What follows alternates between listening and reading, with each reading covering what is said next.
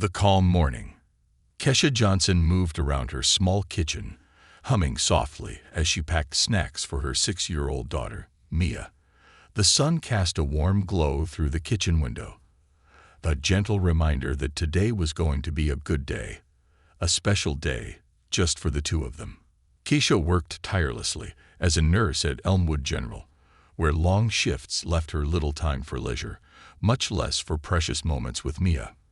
But today, she had managed to arrange her schedule to finally spend a Saturday morning away from the demands of the hospital. Maya skipped into the kitchen, her dark curls bouncing and her face beaming with excitement. She wore a pink dress Kesha had bought her for her birthday, a small splurge she'd managed by picking up an extra shift. Kesha smiled, feeling the weight of her responsibilities ease just a little at the sight of her daughter's pure, unrestrained joy. "Mommy, are we really going to get the puppy today?" Maya asked, her eyes wide with anticipation. "Yes, sweetheart," Kesha replied, laughing softly. "The puppy's all yours today." Mia squealed in delight, clapping her hands. For weeks, Mia had talked about the stuffed toy puppy she'd seen at the local department store, a small, floppy-eared plush with a brown coat and the softest fur Mia had ever felt. She had named it Buddy even before owning it. For Kesha, buying the toy was a small but significant reward for all the sacrifices they had both endured. It was a symbol of their small victories, a way to give Mia a piece of the happiness she deserved. They walked hand in hand through the bustling streets of Elmsworth, the town that had become their sanctuary. Elmsworth was a quiet place, filled with friendly faces and familiar shops, where everyone knew one another. Kesha felt at ease here, reassured by the community's warmth and safety. They reached the store, and Mia practically dragged her mother through the entrance. Inside, Kesha watched as Mia darted down the toy aisle, her little fingers grazing the shelves, her laughter filling the space around them. Finally, Mia spotted Buddy, sitting exactly where she'd left him the last time they visited. She snatched the puppy from the shelf, hugging it close with an expression of complete contentment. Kesha's heart swelled. Moments like these made everything worthwhile. The endless hours, the fatigue, the sacrifices. Watching her daughter's joy filled her with pride, a reminder of the love and dedication she poured into their lives every single day. She brushed a stray curl from Mia's face, planting a quick kiss on her forehead. After paying for Buddy, they stepped outside, the afternoon sun brighter now, casting a warm glow over the parking lot. Kesha checked her phone, a notification popping up from the hospital about her shifts next week. She was briefly absorbed, mentally sorting out her schedule, when she noticed 2 uniformed police officers walking toward her and Mia. Their expressions were stern, their steps purposeful. A knot of unease formed in her stomach. "Kesha Johnson," one of them called out, his voice loud and firm. Kesha froze, feeling Mia's small hand tighten around hers. She forced a smile, nodding slowly. "Yes, that's me," she replied, trying to keep her voice steady. "Is something wrong, officers?" The taller officer's gaze was cold, assessing, as he stepped closer. "We've had reports of suspicious activity in the area, and we need to ask you a few questions." Kesha's mind raced. She hadn't done anything wrong, but the intensity in the officer's eyes made her heart pound with a primal fear. She glanced down at Mia, whose innocent face now wore a look of confusion, her grip on Buddy growing tighter. Kesha felt the instinctive urge to protect her child from whatever was about to happen. "I'm just here shopping with my daughter," she said, her voice calm yet tinged with anxiety. "We haven't done anything wrong." The 2 officers exchanged a glance, their expressions hardening. One of them stepped even closer, his voice cold and unyielding. "We're going to need you to step aside and answer a few questions. Now." Kesha's pulse quickened, and an icy chill settled over her. She sensed the tension escalating, saw the officer's unwillingness to listen to reason. She held Mia's hand tighter, silently willing herself to stay calm. But her heart was pounding, each beat a resounding warning in her chest. "Please, there must be some mistake," Kesha pleaded. "I'm just a mother out with my daughter. "We've only been to the store." The taller officer cut her off, his tone growing sharper. "Ma'am, I need you to cooperate. Step over here now." Before Keisha could respond, one of the officers reached for her arm, his grip firm and unyielding. The suddenness of the action made her gasp, and she instinctively pulled away, her mind flashing with alarm. "Mommy!" Mia's frightened voice pierced the tension, her small fingers slipping from Kesha's grasp as she stumbled backward, clutching Buddy tightly. "Let go of me," Kesha cried, struggling against the officer's hold. Fear and fury surged within her, and her only thought was to shield Mia from the escalating chaos. The officers, however, were unrelenting, forming a wall between Keisha and Mia, their attention fixated on subduing her rather than addressing the situation with empathy. In the midst of the struggle, Keisha's purse fell to the ground, its contents spilling across the asphalt. She was barely aware of the items scattering around her. All she could see was Mia's frightened face, her daughter's innocent eyes filled with terror. And then, in a flash, it happened. As one officer turned sharply, he accidentally knocked into Mia, sending her small frame tumbling backward. She landed with a sickening thud, her head striking the unforgiving pavement. Buddy slipped from her grip, coming to rest beside her motionless body. Time seemed to stand still. Kesha's breath caught, her entire being freezing as she stared at her daughter's still form sprawled across the asphalt. A dark stain began to spread beneath Mia's head, a stark reminder of the horror that had just unfolded. The air around her grew heavy, thick with dread and disbelief. A raw, agonizing scream tore from Kesha's throat. "What have you done?" Her voice, once calm and composed, was now filled with an anguish so profound it seemed to reverberate through the parking lot. She fought against the officer's grip, her body consumed by an overwhelming need to reach her daughter. But her cries fell on deaf ears, her pleas ignored as the officers maintained their hold, their expressions unchanging, as if detached from the devastation they had just caused. Around them, shoppers began to gather, their murmurs rising in a chorus of shock and horror. Some pulled out their phones, capturing the tragedy as it unfolded, while others simply watched, unable to look away from the heartbreaking scene. Finally, as the officers loosened their grip, realizing the gravity of what had happened, Kesha collapsed beside Mia. She reached for her daughter's hand, her fingers trembling as they closed around Mia's small, lifeless fingers. Tears streamed down her face, each one a testament to the unspeakable pain that now consumed her. The world around her faded, the colors and sounds blurring into a surreal haze. All she knew, all she felt, was the searing emptiness where Mia's laughter had once been. Her daughter, her bright, beautiful child, was gone, her life stolen in an instant, reduced to a statistic in a senseless tragedy. As the distant wail of sirens echoed through the parking lot, Kesha made a silent vow. She would seek justice for Mia. She would ensure that those responsible were held accountable. This was only the beginning of a fight she never imagined she would face, a battle that would demand every ounce of strength, courage, and resilience she had left. And so, as the sun dipped lower in the sky, casting long shadows over the scene of heartbreak, Kesha steeled herself. This was not the end. This was the beginning of a journey she would take, not only for herself, but for the memory of her beloved daughter. The world shattered. The days after Maya's death drifted by in a fog of grief and disbelief. Kesha barely slept, and when she did, her dreams were haunted by the memory of Mia's laughter and the sound of her daughter's head hitting the pavement. Her once bright, bustling home felt empty, each room a hollow echo of what her life had once been. The stuffed puppy, Buddy, sat on Mia's small bed, a silent witness to the devastation that had torn their world apart. The morning of Mia's funeral was overcast, a gray sky reflecting the sorrow that had settled into Kesha's heart. Friends and family gathered at the small church, their faces etched with sorrow as they tried to offer comfort to the inconsolable mother. The pastor spoke gentle words about Mia, painting her as the joyful, loving child she had been. But the words, no matter how kind, felt hollow to Kesha. No speech, no platitude, could capture the essence of Mia, nor could they fill the aching void that now consumed her. Kesha stood alone by the small flower-draped casket, clutching a worn photograph of Mia holding Buddy.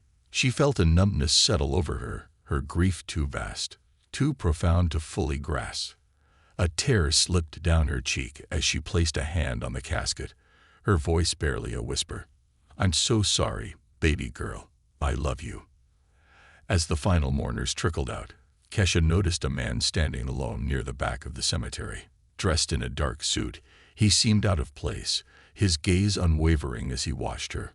He held a notepad in one hand, his demeanor one of quiet respect rather than pity. Something about his presence felt different. Intrigued and slightly apprehensive, Kesha approached him. "Mrs. Johnson," he asked softly, extending a hand. "My name is David Torres. I'm an attorney with the Civil Rights Defense Organization. I heard about what happened, and I wanted to express my deepest sympathies." Kesha's grip on Mia's photograph tightened. She hadn't spoken to anyone about that day, not in detail. The pain of reliving it was almost unbearable. But here was a stranger, someone who seemed genuinely concerned. She nodded, managing a small thank you. David continued, his tone careful, respectful. "I know this is an incredibly difficult time, and I don't want to intrude on your grief. But I also want you to know that I'm here to support you. Your story, it shouldn't have happened, and there may be a legal case to pursue justice for Mia." Kesha's heart clenched, a flicker of something igniting within her, a mix of anger, hurt, and a faint glimmer of hope. For days, she had been grappling with the smoldering rage that had settled beside her sorrow. She had done nothing wrong. She had simply been a mother spending time with her daughter. And in an instant, her entire life had been shattered by people meant to protect and serve. "What exactly are you saying?" she asked, her voice thick with emotion. "I'm saying we can hold the police accountable," David replied, his gaze steady. "I've worked with families affected by similar situations, families who suffered loss due to actions that could have been prevented. Mia's life mattered, Mrs. Johnson, and there are people who will stand with you in seeking justice." Kesha's hands trembled as she held Mia's photograph. The word accountable echoed in her mind, a faint lifeline in the sea of despair. Could it be possible to seek justice? To make sure Mia's death wasn't just another statistic in a world that often ignored people like her. The weight of grief was nearly overwhelming, but the thought of doing something, anything, to honor Mia's memory brought a sense of purpose she hadn't felt since that terrible day. "Will it make a difference?" she whispered, barely able to meet David's gaze. "Mia's gone. Nothing will bring her back." David took a step closer, his voice low but resolute. "No, nothing will bring her back. But fighting for justice can create change. By sharing your story, you could prevent this from happening to someone else. You could bring awareness to the issues that led to this tragedy. And by holding those responsible accountable, you'll ensure Mia's life meant something, even beyond her time with you." Kesha's heart pounded as she looked at him, her mind torn between wanting to retreat into her grief and the burning desire to do right by her daughter, to honor Mia's memory by fighting back, to expose the injustice that had stolen her child's life. After a long pause, she spoke, her voice soft yet determined. "I'll do it. For Mia." Over the next several days, David and his team guided Kesha through the initial steps of building her case. The process was grueling, every step a reminder of the day she'd lost her daughter. They gathered evidence, piecing together the story through witness testimonies, security footage, and the video recordings taken by onlookers. Each piece of information, each small detail, brought Kesha closer to the truth of what had happened and deepened her desire for justice. But the journey was not an easy one. As word of the case spread, Kesha found herself thrust into the public eye.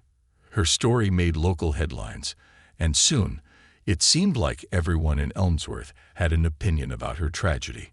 While some people rallied behind her, offering messages of support and solidarity, others were quick to judge. Strangers online questioned her actions, even spreading unfounded rumors. Some accused her of using Maya's death to gain attention, while others suggested that she must have done something to deserve the treatment she received. The vitriol was hurtful, each comment a fresh wound, a reminder that even in her most vulnerable moments, she was not immune to society's cruelty. David encouraged her to avoid reading the comments, but it was difficult to ignore the slander. Every time she encountered another wave of criticism, she felt her resolve waver. But then she would remember Maya's laughter, her daughter's small hand in hers, and her anger would reignite, giving her the strength to press on. This fight was not just for her. It was for Mia and every other mother, every other child, who might face the same fate. In the coming weeks, David helped Kesha gather powerful evidence. One witness, a woman named Carla who had been shopping in the same store that day, provided a particularly damning account of the incident. Carla had been one of the few who tried to intervene, her voice on the video pleading with the officers to stop as they forcibly detained Kesha. They didn't listen to reason. Carla told David and Kesha during a meeting at David's office, "I saw it all. They were treating her like a criminal. And for what? Being a mother in a parking lot." It was like they'd already made up their minds about her before they even spoke a word. Kesha felt a lump form in her throat, her heart pounding with a mixture of pain and vindication. Carla's words echoed her own feelings, confirming what she had known all along. This wasn't just a misunderstanding. It was a tragic outcome born of prejudice and indifference. David added Carla's testimony to their growing body of evidence, determined to build an airtight case that would expose the negligence and bias that had led to Maya's death. They uncovered further proof, including the police department's own records, revealing that both officers involved in the incident had prior complaints against them for aggressive behavior. Despite the mounting evidence, the local police department issued a public statement, dismissing the incident as an unfortunate misunderstanding. They claimed that the officers were following protocol and that Maya's death was simply a tragic accident. The statement infuriated Kesha, reducing her daughter's life to a footnote, an inconvenience. That night, she sat alone in her darkened living room, clutching Mia's photograph, anger simmering within her. They spoke of her daughter as if she were nothing, as if her life were inconsequential. The world seemed to close in around her, but Kesha's resolve only grew stronger. She would not let Mia's memory be tarnished, nor would she allow her daughter's life to be forgotten. With every revelation, every step forward in the case, Kesha felt herself gaining strength. The fight for justice became her lifeline, her way of keeping Mia's spirit alive. And though the road ahead was fraught with pain and uncertainty, she was determined to walk it, step by step, armed with the truth and fueled by a mother's love. In her heart, Kesha made another vow. Maya's story would not be silenced, and her life would have a legacy that would make a difference. No matter how hard the journey, Kesha would keep fighting, for herself, for her daughter, and for the countless others who deserve justice. Gathering strength. The weeks that followed were a blur of long nights and heavy emotions. Kesha felt like she was living in two worlds. By day, she met with David and his team, sharing every memory, every heartbreaking detail of Mia's life, in order to build the case. By night, she returned to an empty home, where every corner seemed haunted by her daughter's absence.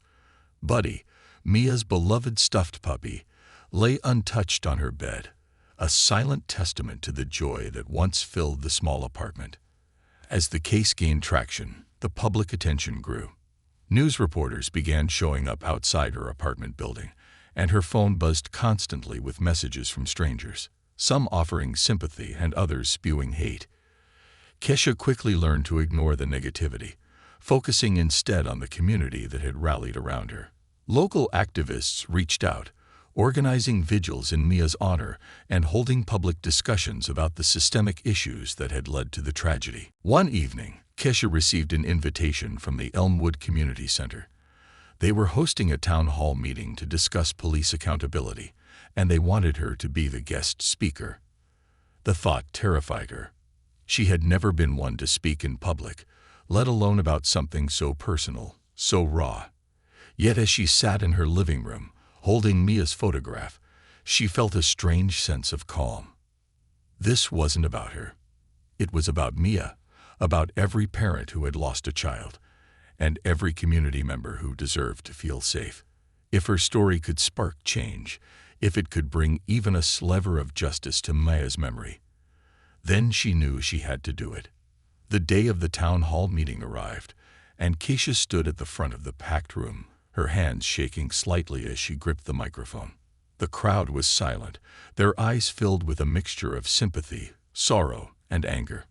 She took a deep breath, summoning the courage she knew her daughter would want her to find. "When I woke up that morning, I had no idea it would be the last time I would see my daughter smile," Keisha began, her voice breaking slightly. "We were just going to the store.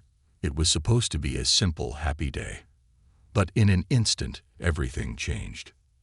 As she spoke, Keisha felt the weight of her grief lifting, replaced by something stronger, a fierce, unyielding resolve. She recounted the events of that day, sparing no detail, letting the audience feel the pain, the helplessness, and the rage that had consumed her. By the time she finished, there were few dry eyes in the room. "For Mia," she concluded, her voice steady, "and for every other person who has suffered because of bias, because of an abuse of power, we must demand justice. My daughter's life was worth more than a passing headline. She was my world. And now, I ask you to help me make sure her story doesn't fade away." The room erupted in applause, people standing to show their support. Keisha felt a surge of gratitude, her heart swelling with the knowledge that she was not alone in this fight. The community was with her, and together, they were determined to hold the system accountable. In the following days, David worked tirelessly to prepare for the upcoming court case. The evidence they'd gathered was damning. Testimonies from witnesses, security footage from the store, and most significantly, the police department's own records. Both officers involved in the incident had multiple complaints filed against them for using excessive force, and several witnesses described the men as aggressive and unprofessional. One day, David showed Keisha a particularly powerful piece of evidence, an internal memo from the police department, dated a year before Mia's death, that highlighted the need for improved sensitivity training. It included specific warnings about the two officers in question, citing multiple instances where their conduct had been called into question. But nothing had been done. The memo had been filed away, ignored, until it was too late. Keisha's hands shook as she read the memo, her heart pounding with fury. "They knew," she whispered, her voice thick with rage. "They knew these men were a danger, and they did nothing." David nodded solemnly. "This is exactly the kind of negligence we're going to bring to light in court. They can't ignore this. The public deserves to know the truth." As the court date approached, Keisha felt a mix of fear and anticipation. She knew the trial would be brutal, that she would be forced to relive the worst day of her life over and over again. But she also knew that this was her chance to give Mia's life the meaning it deserved, to make sure her daughter's story was not lost in the endless cycle of news and headlines. The morning of the trial was cold and overcast, a somber reminder of the gravity of the day. Keisha arrived at the courthouse with David by her side, her heart pounding as she looked up at the imposing building. A small crowd had gathered outside, holding signs and candles, showing their support for Keisha and their demand for justice. Inside the courtroom, the atmosphere was tense. Keisha sat at the plaintiff's table, flanked by David and his team, her hands clenched tightly in her lap. Across the room, the two officers sat stiffly, their faces devoid of remorse, their eyes avoiding her gaze. As the trial began, David presented the evidence with meticulous precision, painting a clear picture of the events that had led to Mia's death. He called witnesses who testified about the officers' aggressive behavior that day, and he played the security footage from the store, showing the officers approaching Keisha and Mia without any justifiable cause. One of the most emotional moments came when Carla, the witness who had tried to intervene, took the stand. Her voice shook as she recounted the scene, her eyes brimming with tears. "They treated her like she was a criminal," Carla said, her voice filled with anger. "I tried to tell them to stop, that she was just there with her daughter, but they wouldn't listen. It was like they saw her as less than human." Kesha's heart ached as she listened, a lump forming in her throat. Carla's words mirrored her own experience, capturing the pain and indignity she had endured. It was a powerful moment, one that left the courtroom silent as everyone absorbed the weight of Carla's testimony. Then, David revealed the police department's internal memo, showing that the officers had been flagged as problematic long before the incident. The revelation sparked a ripple of shock through the courtroom, and Kesha could see some jurors exchanging troubled glances. It was clear that this was not an isolated incident, but a symptom of a larger, deeply ingrained issue.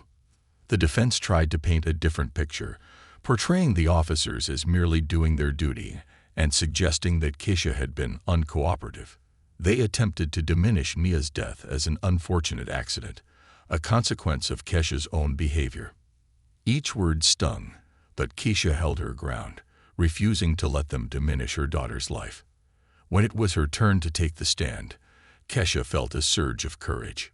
She looked at the jurors, her voice steady as she shared her story, reliving the pain and fear she had felt in those fateful moments. "My daughter was everything to me," she said, her voice breaking slightly. "She was innocent. She was kind. And she was taken from me because of assumptions, because of a system that sees people like me as threats rather than humans." By the time she finished, there wasn't a person in the room untouched by her words. Kesha felt a glimmer of hope, a faint but unmistakable sense that she was finally being heard. As the trial stretched on, Kesha found strength in the community's unwavering support. People from all walks of life attended the hearings, their presence a testament to the shared demand for justice. Each day, Kesha looked out into the crowd and saw familiar faces, neighbors, friends, and even strangers who had become her allies in this fight.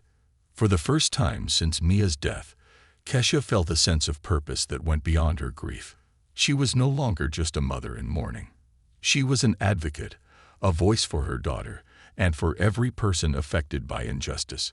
Her sorrow remained, but it had transformed into something more, a fierce determination to create change, to make sure that Maya's life had a lasting impact. The case was nearing its end, and though Kesha knew the verdict could go either way, she also knew that she had done everything she could. She had fought for Mia, for herself, and for every other person who deserved justice. And as she sat in the courtroom, waiting for the judge to make his final ruling, she felt a strange sense of peace. No matter what happened, Mia's story would not be forgotten. Her life would leave a legacy of resilience, of courage, and of love. The legal battle begins. As the trial continued, Kesha felt as though she were in a surreal, drawn-out nightmare. Each day in court required her to relive the worst moments of her life. She sat in the courtroom, face to face with the very people who had stolen Mia's future, forced to listen as their defense attorneys twisted the truth, trying to reduce her daughter's death to an unfortunate accident. But each time her resolve wavered, she reminded herself that this fight was not just about Mia. It was about every mother, every child, and every person who had suffered because of systemic failures. The trial had attracted national attention, and Kesha found herself at the center of a media storm. Reporters crowded the courthouse steps, snapping photos and shouting questions as she entered each day, their cameras flashing like small explosions in her periphery. David advised her to avoid the media, to focus on the case, but it was impossible to ignore the impact her story was having. Across social media, people were sharing her story, demanding accountability, and calling for justice. The support was overwhelming, and yet the weight of it made Kesha feel both grateful and deeply responsible. People were counting on her to see this through. Inside the courtroom, David was relentless. He systematically dismantled the defense's arguments, highlighting every inconsistency, every lapse in procedure, and every moment of negligence that had led to Mia's death. Witness after witness came forward, each one adding another layer to the damning narrative that was unfolding. The officers, it became clear, had acted on a snap judgment. They had approached Kesha with suspicion, assuming guilt where there had been none, and in their haste, they had left a little girl lying lifeless on the pavement. The defense, desperate to salvage their case, shifted tactics, trying to paint Kesha as a volatile, uncooperative presence on the day of the incident. They described her as aggressive, suggesting that her resistance had escalated the situation. The implication was clear. They wanted to blame her for Mia's death, to make her seem like the cause of her own suffering. As she listened to their twisted version of events, Kesha felt a surge of anger rise within her. She clenched her fists under the table, her nails digging into her palms as she fought to maintain her composure. Every instinct screamed for her to defend herself, to shout out the truth, but she knew that the courtroom was not the place for an emotional outburst. She had to trust David, to believe that the truth would prevail, no matter how painful this process became. When it was time for Kesha to testify, she felt a wave of anxiety wash over her. She took a deep breath, standing and making her way to the witness stand. The courtroom fell silent as she settled into her seat, all eyes fixed on her. She felt the weight of 100 gazes, each one expectant, scrutinizing, waiting for her to speak. David approached, his expression calm and encouraging. "Kesha, can you tell us, in your own words, what happened that day?" Kesha closed her eyes briefly, gathering her thoughts, then opened them, meeting David's gaze. "It was supposed to be a happy day," she began, her voice steady but laced with sorrow. "I was just taking my daughter to buy a toy. That's all. We were laughing, having fun. And then, suddenly, the officers approached us. They called my name, and I thought maybe there was some misunderstanding. But before I knew it, they were grabbing me, pulling me away from my daughter." Her voice cracked, but she forced herself to continue. "Mia, she was scared. She didn't understand what was happening. She just wanted to stay close to me, to feel safe. But the officers didn't care. They didn't see her. They didn't see us as people. To them, we were just something to be controlled." The room was silent, the air heavy with emotion. Kesha could see tears in the eyes of some jurors, their faces etched with sympathy and anger. She took another deep breath, feeling a strange sense of strength settle within her. "They treated us like we were nothing," she continued, her voice growing firmer. "They didn't care about the fear in Mia's eyes, about the fact that she was just a little girl. And when she fell, when she hit the ground, they didn't even flinch. They didn't care. My daughter died, and they didn't care." As she finished speaking, Kesha felt an overwhelming wave of relief. She had told her truth, had spoken the words she'd held inside for so long. She looked at David, who gave her a small, reassuring nod, then turned to face the defense. The defense attorney approached, his expression calculating as he prepared to cross-examine her. Kesha braced herself, knowing that this would be difficult, but she was ready. She had come too far to back down now. The attorney began with a series of questions aimed at undermining her credibility, asking about her past, her work schedule, her life as a single mother. He tried to imply that her stress might have contributed to her behavior, that her overreaction had escalated the situation. Kesha remained calm, answering each question with quiet dignity, refusing to let him twist her words. Finally, the attorney asked, "Ms. Johnson, do you believe that the officers intended to harm your daughter that day?" Kesha met his gaze, her voice clear and unwavering. "I believe that they didn't see my daughter as a child. They didn't see us as people. Whether they intended harm or not doesn't change the fact that their actions had consequences. They made a choice to treat us with suspicion, with hostility, and because of that choice, my daughter is gone." The courtroom was silent, the weight of her words hanging in the air. The attorney had no further questions, and Kesha returned to her seat, feeling a strange mix of exhaustion and resolve. She had spoken her truth, and now all she could do was wait. As the trial drew to a close, David presented his closing arguments with passion and precision. He reminded the jury of the evidence, the witnesses, the internal memo from the police department that had been ignored. He spoke of accountability, of the need for justice, of the importance of Mia's life. "This case is not just about a single incident," David said, his voice ringing through the courtroom. "It is about a pattern, a system that allowed this tragedy to happen. Mia Johnson was a beautiful, innocent child who deserved to grow up, to live a full life. But that life was stolen because of a failure to recognize humanity, to see the person behind the assumptions. Today, we ask for justice, not only for Mia, but for every person who has suffered because of prejudice, because of negligence." The jury was dismissed to deliberate, and Keisha felt a knot of tension settle in her stomach. She knew that the verdict could go either way, that no matter how strong their case was, the outcome was uncertain. All she could do now was wait. The waiting was unbearable. Hours stretched into days, and each moment felt like an eternity. Keisha barely slept, her mind racing with thoughts of what might come. She tried to prepare herself for every possibility, but the uncertainty gnawed at her, filling her with dread and hope in equal measure. Finally, the day arrived. Keisha entered the courtroom, her heart pounding as she took her seat beside David. The jury filed in, their expressions unreadable. She held her breath, her hands trembling slightly as the judge asked if they had reached a verdict. The four persons stood, unfolding a piece of paper, and read aloud, "We, the jury, find the defendants liable for wrongful death." Keisha's heart leaped, her vision blurring as tears filled her eyes. She heard nothing else, the words fading into a rush of relief and overwhelming emotion. David reached for her hand, giving it a reassuring squeeze as she tried to process the reality of what had just happened. The officers were held accountable, their actions exposed for the world to see. Mia's death would not be dismissed as an unfortunate accident. It would be remembered as a catalyst for change, a call for justice that would resonate far beyond the walls of the courtroom.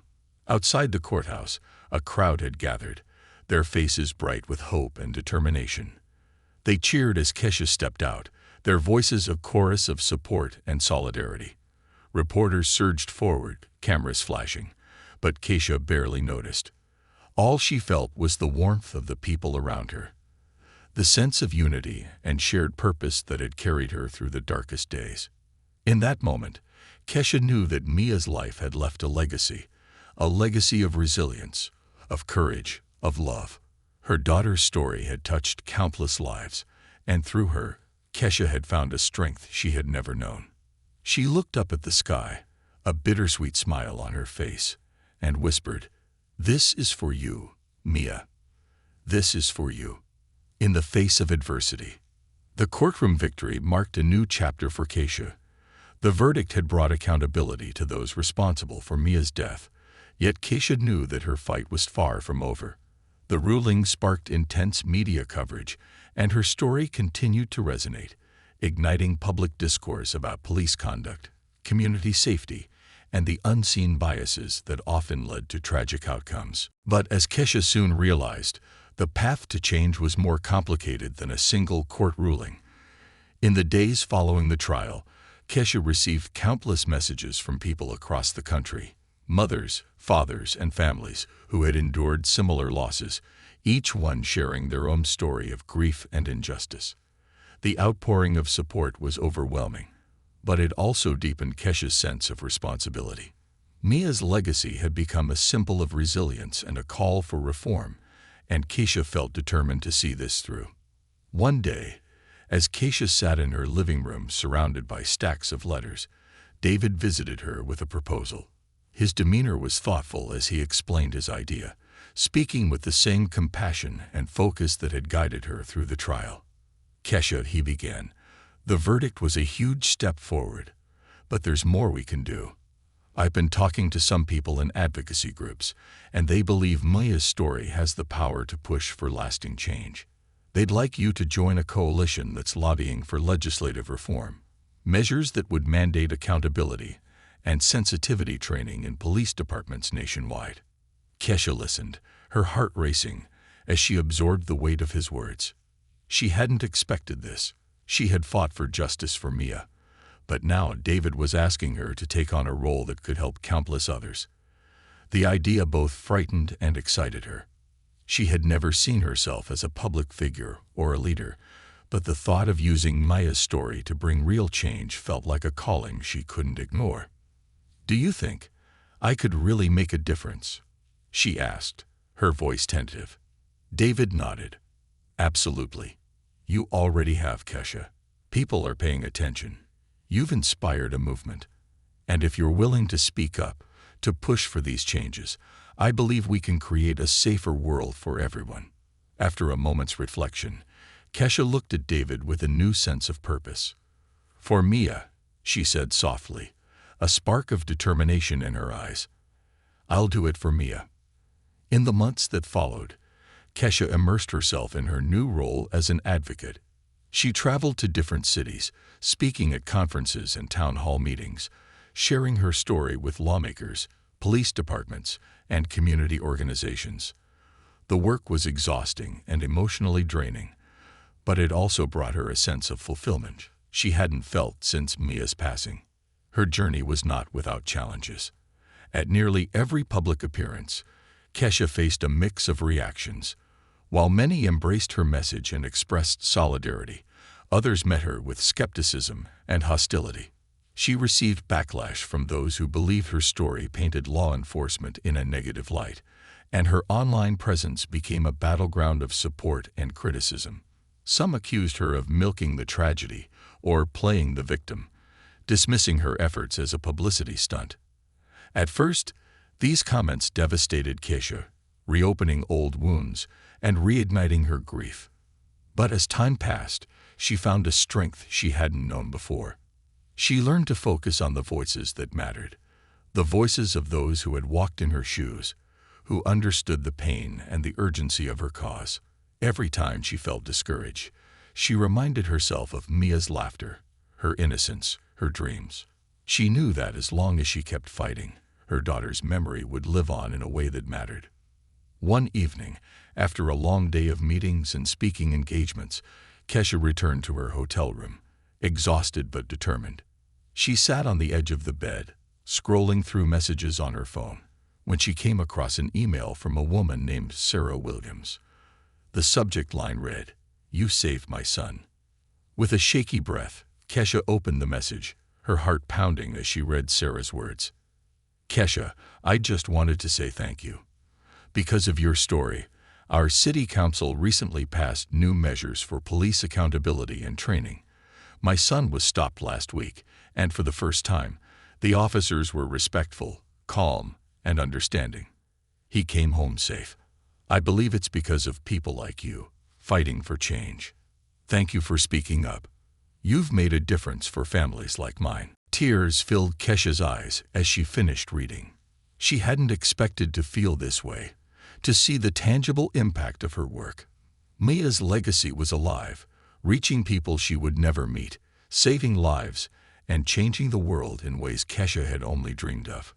For the first time in a long while, Kesha felt at peace. She knew that this was only the beginning, that there were still countless battles to fight, countless hearts to reach. But she also knew that she was no longer alone in her journey. Mia's memory was woven into a movement that transcended her grief, a movement that had become a lifeline for others. The following week, Kesha received an invitation to speak at the Capitol. Lawmakers were gathering to discuss proposed legislation that would mandate sensitivity training, limit the use of force, and create accountability standards for law enforcement. The bill had been nicknamed Mia's Law, and it represented everything Kesha had been working toward since that terrible day. Standing in the halls of the Capitol, Kesha felt a sense of reverence. She looked around at the bustling crowd, her heart swelling with pride. She was here for Mia, to make sure her daughter's life had meaning, to ensure that her tragedy became a catalyst for change. When it was her turn to speak, Kesha stepped up to the podium, her hand steady as she faced the lawmakers and the audience. She began with a story of a little girl who had dreamed of being a dancer, of playing in the park, of going to school and making friends. A little girl who had been taken too soon, whose life had been cut short by assumptions, by prejudice, by a system that had failed to see her humanity. Mia didn't have to die, Kesha said, her voice resolute. She was innocent. She was just a child. And her life mattered. That's why I'm here today, to make sure no other family has to go through what mine did, to make sure that every officer understands the value of every life they encounter. As she spoke, she could see the impact her words were having. Some lawmakers nodded, their expressions thoughtful. Others wiped tears from their eyes, moved by her story and the strength it took to share it. Kesha felt a surge of hope, a belief that real change was within reach. When she finished, the room erupted in applause, and several lawmakers approached her afterward, expressing their support for Mia's law. The bill was set to be voted on later that month, and Kesha felt a sense of accomplishment, knowing that she had done everything she could to honor her daughter's memory. The night of the vote, Kesha sat by her phone, her heart pounding as she waited for the results. She had done dozens of interviews, spoken to lawmakers, rallied community members, all in the hopes that this bill would pass. She knew that it wouldn't erase her pain or bring Mia back, but it would mean that her daughter's death had not been in vain. Finally, the phone rang. David's voice came through, filled with excitement. Kesha, it passed. Mia's law passed. Kesha's breath caught, tears streaming down her face as she let the reality sink in. They had done it. Mia's life had sparked a change that would protect others, a change that would save lives. She closed her eyes, whispering a silent thank you to her daughter. Mia had been her light, her joy, her world.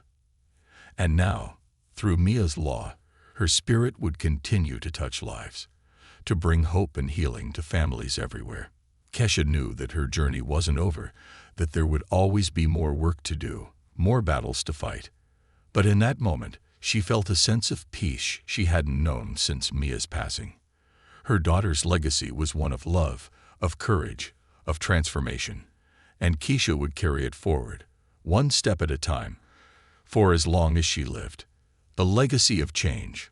Months passed since the enactment of Mia's law, and Kesha found herself reflecting on how much her life had transformed since that tragic day.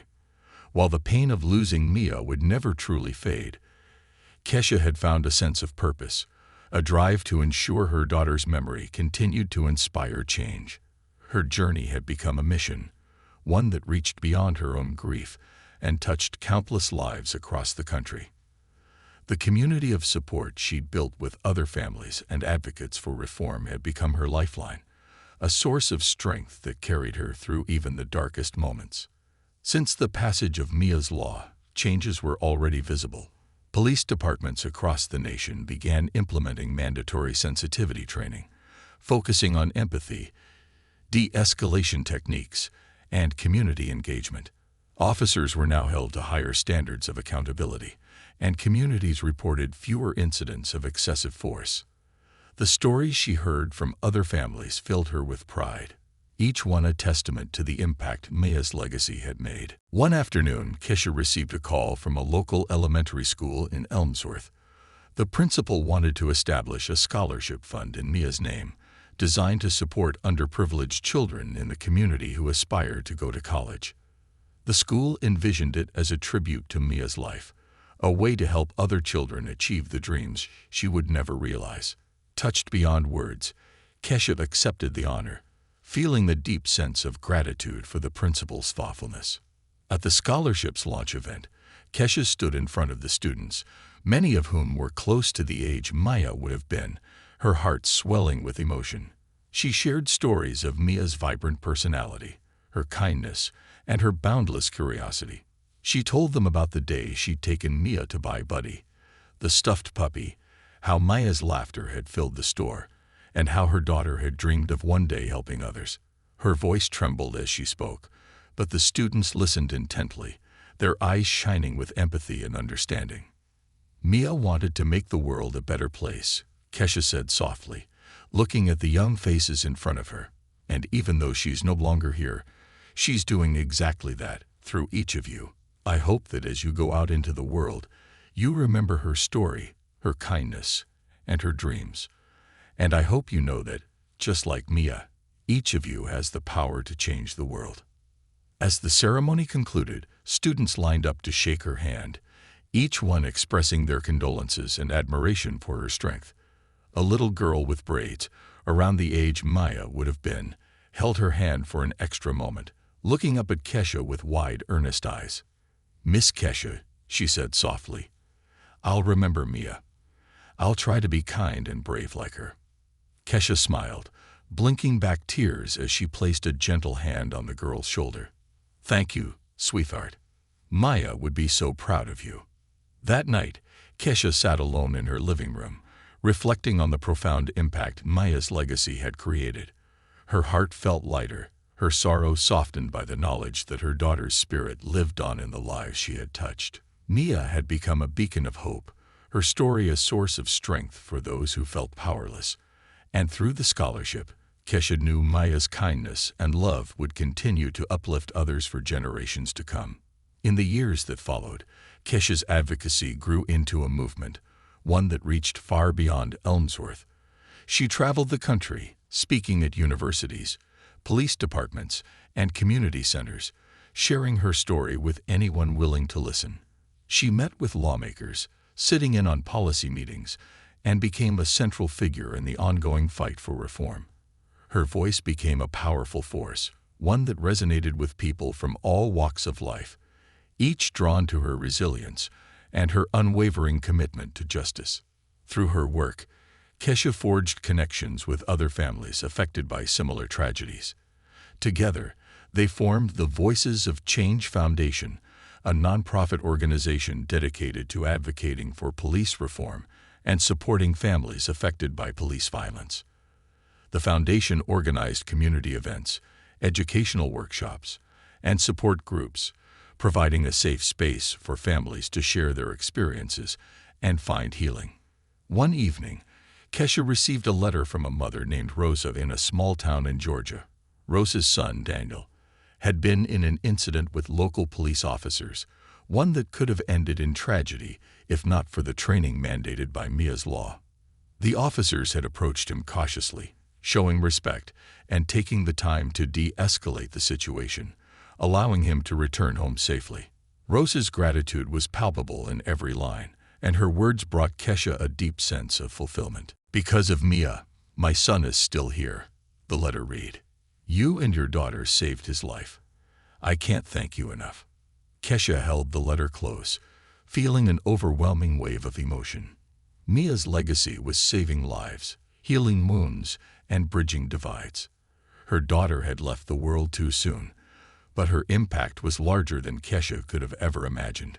She saw Mia's influence in every life touched by the law, in every community strengthened by voices of change, and in every family that now had hope where once there was only fear. Years passed, and Kesha's work continued.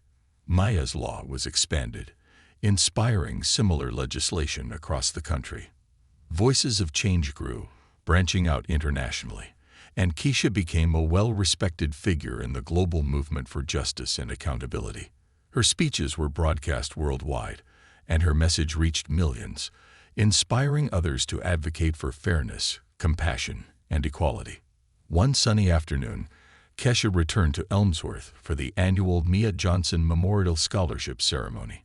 The scholarship fund had grown, supporting dozens of students each year, and many of the first recipients had gone on to attend college, some even joining the foundation's efforts to give back to their communities. Seeing the students thriving, their futures bright with potential, filled Kesha's heart with pride. At the ceremony, one of the scholarship recipients, a young woman named Emma who was studying law, took the stage to speak. Emma shared her gratitude, her voice filled with passion, as she described how Maya's legacy had inspired her to pursue a career dedicated to justice. "I want to make sure that people like Kesha, like Mia, have a voice in our legal system," Emma said, her eyes meeting Kesha's. "Mia's story taught me that one person's life can change the world. And because of her, I'm here today, ready to carry on that mission. As the crowd applauded, Kesha felt tears slipping down her cheeks. Mia's legacy had come full circle, touching lives in ways she could have never foreseen. Her daughter's life, though tragically short, had become a catalyst for hope and healing, a reminder that even in the face of unimaginable loss, one could create something beautiful. As the event concluded, Kesha walked through the school's garden, lost in thought. She looked up at the clear blue sky, feeling a gentle breeze brush against her cheek, and she closed her eyes, a soft smile playing on her lips. "Thank you, Mia," she whispered. "You showed me the way. You gave me the strength to keep going. And because of you, this world is a little brighter." In that quiet moment, Kesha felt her daughter's presence, a warmth that filled her heart, wrapping her in peace. Mia was gone, but her spirit remained, a light that would never fade. And Kesha knew that as long as she lived, she would carry that light forward, fighting for justice, kindness, and love. Mia's life had become more than a memory. It was a legacy of change, a beacon of resilience, and a promise to every child, every mother, and every community, that their lives mattered, that their voices would be heard, and that together they could create a world where justice and compassion prevailed.